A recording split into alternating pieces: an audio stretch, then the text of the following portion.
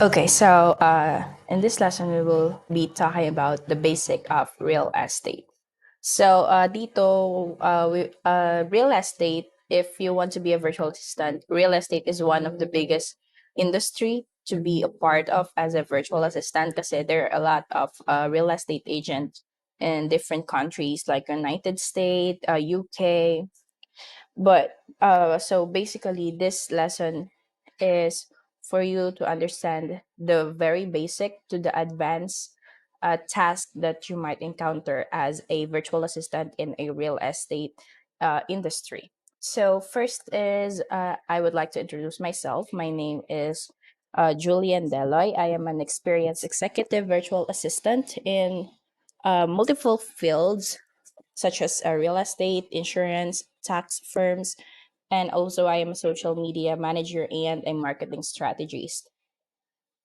Okay, so let's start with the basic categories of real estate. There are multiple categories when it comes to real estate. The first one is yung residential real estate. Ito yung mga bahay na tinitirhan ng pinakamayari o ng owner. So the purpose of residential real estate is for residency, for tirahan ng mismong may-ari or ng family members.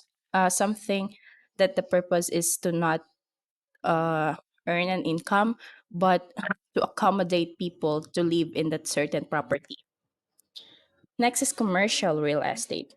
In commercial real estate naman, these are properties that are used for business to generate income. For example, office spaces na pinapaupahan, yung mga commercial buildings, that is commercial real estate, and also Airbnb and apartment are considered to be a commercial real estate kasi even though yung purpose nila is for residential, uh, they are still generating income to the owner because some other people are renting the property. So it is considered as commercial real estate because it is also uh, for business purpose. Industrial real estate. This is also for businesses, but the difference between commercial real estate and the industrial real estate is the space and the operation. For the industrial real estate, this is more like yung mga manufacturing, yung mga factory, yun yung mga industrial. They operate heavy machineries in these real estate properties. Then we have the raw land. Raw land is lupa lang. It's undeveloped. Walang bahay, walang office, walang building, walang kahit na ano. Uh, if you uh, if you're agent, if you're a virtual assistant for a real estate agent, and you are listing raw land, you will see na usually a um it's within what do you call it, subdivision, but wala pang nakatayong bahay, or it's possible din na nasa ano siya, independent location, hindi siya nasa subdivision or anything. And basta wala pa siya nakatayong anything, kahit na ano. Pero if there are cattle and livestock, or it's a farm, it is Roland. There's no building whatsoever, but it is being used as agricultural property. So this is considered agricultural real estate.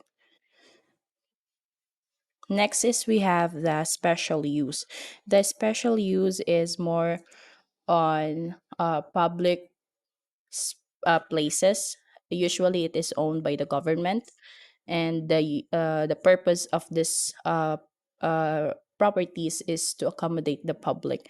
For example, cemetery, school, hospitals, and things like that. You might ask, how about the private, for example, private schools that are owned by individuals or not the government? It is still considered a special use with the mix of a commercial because they do earn from the tuition fees, but the main purpose is to educate the young. So it is still considered as special use.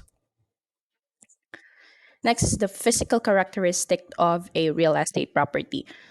Kapag sinabi mo kasing real estate property, ito yung three things na dapat papasok sa kanya. First is indestructibility. Hindi siya madaling masira. For example, if bahay yan na binebenta ng client mo. If it's a house and uh, you might say na masisira siya if there is a storm or things like that, hurricane. It is masisira siya, yes, but it's you can still rebuild it, and the land itself is still there, so it's still indestructible. Whatever happens to it, the owner still owns that exact location. Immobility, like I mentioned, um, whatever happens, the specific location is owned by the certain person. So hindi mo siya madaling malilipat kasi sa ibang bansa there are things called um, mobile homes which can be delivered, change location, or sometimes yung mga RV or yung bahay na gawa sa van, houses on wheels. That is not really a strong real estate property because you can move it around. The immobility pertains to the certain location, like the property, it's the lot itself. Next is the uniqueness. Kahit magkakatabi yung binebenta nila, it's still unique in some ways. Like if it's houses, house and lot, it's unique by its features, uh, quality, kung maganda pa ba, kung matibay pa ba, it's unique. That's why every real estate property have different values because they are different. If it's a land, it could be that the property is malayo sa fault line, malapit sa rivers or waters, things like that. That's what make a real estate property unique from the others. Then next, let's talk about the legal rights. This is the legal five legal common legal rights a real estate property owner possess. First is the right of possession. If they own the property, I'm sorry, a right of possession. If you have the money, you can buy a property that is on sale. You have the right to purchase a property that you like if it's in the market. Right of control. If the owner owns the property, they have the right of control kung ano man yung gawin nila doon. If they want to make it a commercial building, a residential, an apartment, an office space, they have the right to do that as the owner. But sometimes if the property is in a subdivision, there are things called HOA regulation, which is kind of yung parang law within the subdivision, and sometimes they don't allow any commercial buildings in the location or in the certain community, so it might be one of the contradiction for the right of control, but they as the owner they have the right or freedom na gawin yung kahit na anong gusto nila as long as it follows the rule of the certain community or state.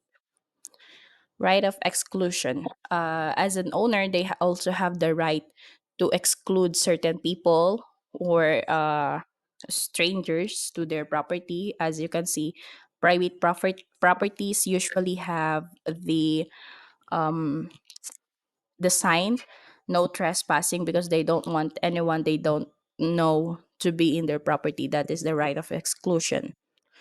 Right of enjoyment. As an owner, they have the right to enjoy the property if whatever they want to do with it. If they want to throw a party, it's okay because it's their property. Right of disposition. This right naman is their right to sell, to give, or to inherit a property. If they want to give it to their heir, they can give it as they can put it as a gift to someone, or they can sell it in the market if they want to. Okay, now let's all right. In the previous video we talked about the basic of real estate, like the categories, um characteristic, and the legal rights. Now let's talk about the real estate terms, kasi if you apply as a virtual assistant for a real estate agent, oh no,